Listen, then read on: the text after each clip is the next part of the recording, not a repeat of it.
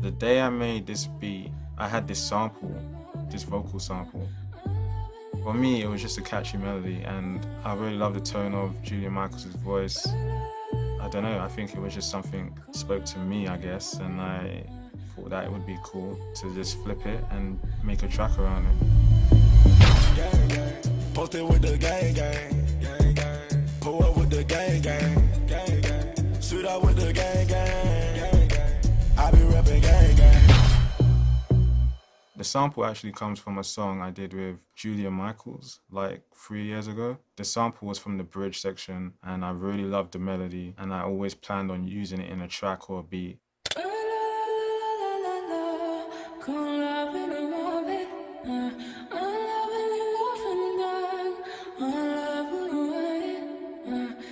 The sample is so memorable, like the vocal sample. You didn't really need too much. I'm a big believer in like leaving space in the track and keeping things simple. So it was just a simple bass line is really what I was going for.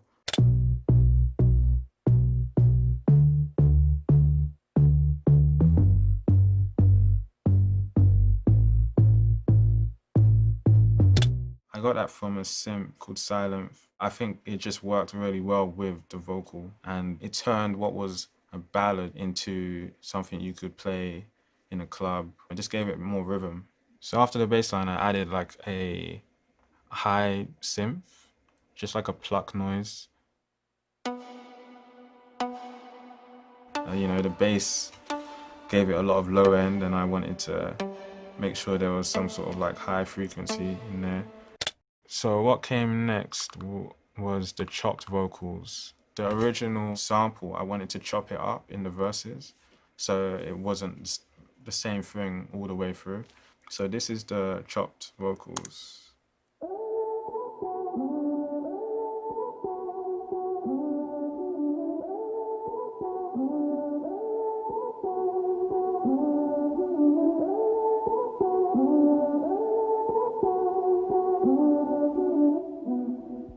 After the chopped vocal, I added the same bass line for the verse, but I've just switched the sound to a slightly more aggressive bass sound. I just wanted to make sure there was some sort of switch up between the two basses. It's exactly the same bass line, but it adds a bit more bite to the track.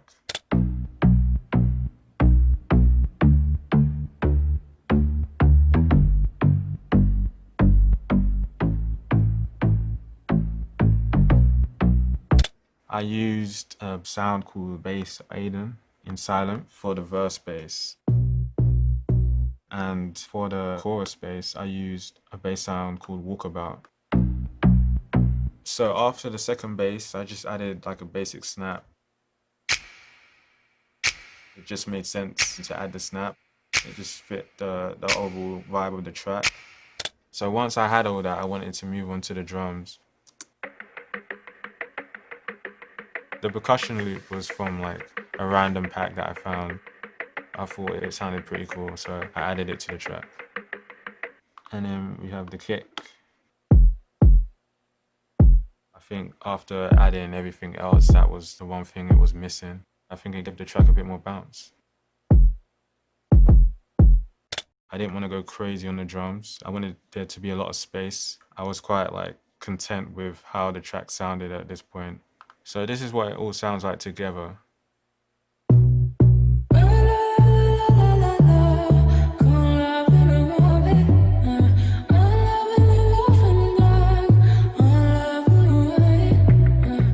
The beat sounds like a relaxed, chill vibe.